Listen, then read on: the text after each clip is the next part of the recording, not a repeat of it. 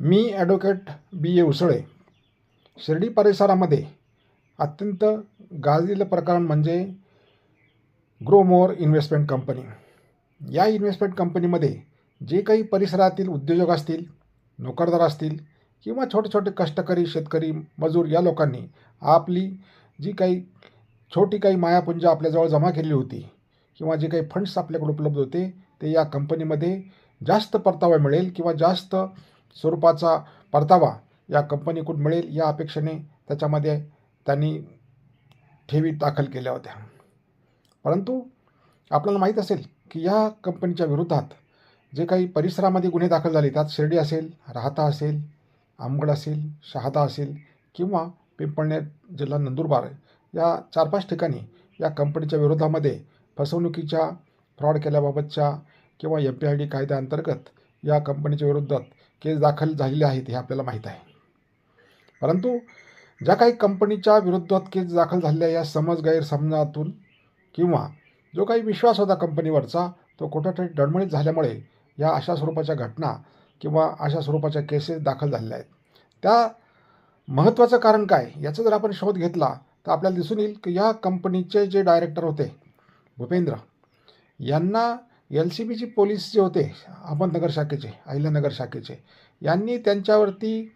पाळत ठेवून त्यांच्याकडून जास्तीत जास्त मोठी रक्कम खंडणी स्वरूपात कशी मिळेल या उद्देशाने जानेवारी 2025 पासून सुरुवात केली होती. आणि या जानेवारी 2025 पासून त्यांच्यावर पाळत ठेवून त्यांचा पिछा करून त्यांच्या जे काही रोजच्या हालचाली होती याच्यावरती देखरेख ठेवून त्यांनी एक दिवस ज्यावेळेला या कंपनीचा मालक किंवा डायरेक्टर आपल्या फॉर्च्यून कारने मित्रासोबत नाशिककडे चालला होता आणि या नाशिककडे जात असताना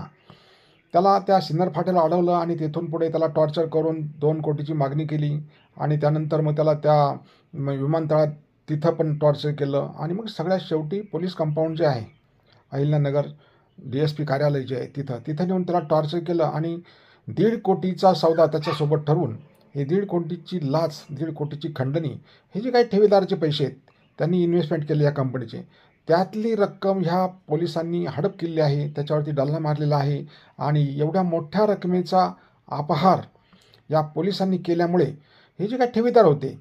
ह्या ठेवीदाराचे पैसे ह्या ठेवीदाराला परत करणं किंवा त्यांचा परतावा देणं हे अशक्य झाले आहे. त्यानंतर दुसरं कारण जे होतं ते म्हणजे या परिसरातील जे काही देश आहेत, आखाती देश असतील किंवा आणखीन दुसरे देश असतील यांच्यामध्ये अंतर्गत जे काही युद्धजनक परिस्थिती निर्माण झाली होती ह्या युद्धजनक परिस्थितीमुळे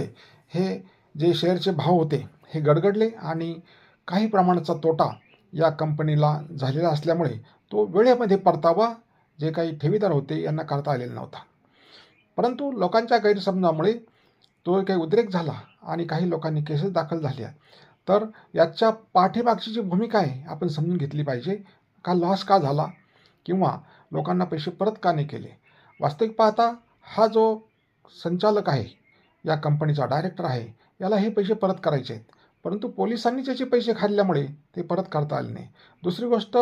जे कंपनीचं शेअर मार्केट डाऊन झालं त्याच्यात जो तोटा झाला होता तो तात्काळ भरून काढणं अशक्य झाल्यामुळे आणि तिसरं महत्त्वाचं कारण त्याला अटक झाल्यामुळे जेलमध्ये असल्यामुळे त्याचे जे काही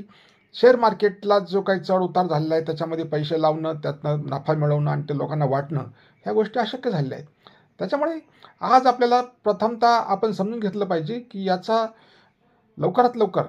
या केसची सुनावणी किंवा त्यापूर्वी त्याचा जामीन मंजूर होऊन तो बाहेर कसा येईल त्यासाठी आपण सर्वांनी प्रयत्न केले पाहिजे. आणि त्यासाठी जी जी काही मदत ठेवीदार असतील किंवा त्याचे हितचिंतक असतील त्याने ती मदत स्वरूपात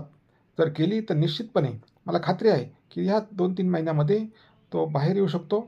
त्याचा जामीन होऊ शकतो आणि जामीन झाल्यानंतर ह्या ज्या काही लोकांच्या परताव्या आहे तो निश्चितपणे करू शकेल अशाच प्रकारची ग्वाही त्यांनी मला दिली आहे. मी त्याला जेलमध्ये जाऊन वारंवार भेटत असतो, कॉन्फरन्स घेत असतो, कॉन्फरन्सद्वारे आमची भेट होत असते. त्यांनीसुद्धा मला हमी दिली की हे जे ठेवीदाराचे पैसे आहेत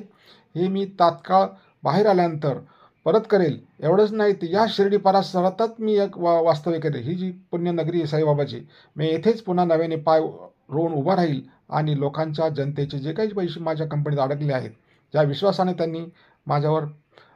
विश्वास ठेवून पैसे अडकवले आहेत ते त्याच विश्वासाने मी परत करेल अशा स्वरूपाची ग्वाही त्यांनी मला दिली असून तोच निरोप तुमच्यापर्यंत पोहोचवण्याचं काम या आजच्या आपल्या दोघांच्या संवादामध्ये करत आहेत.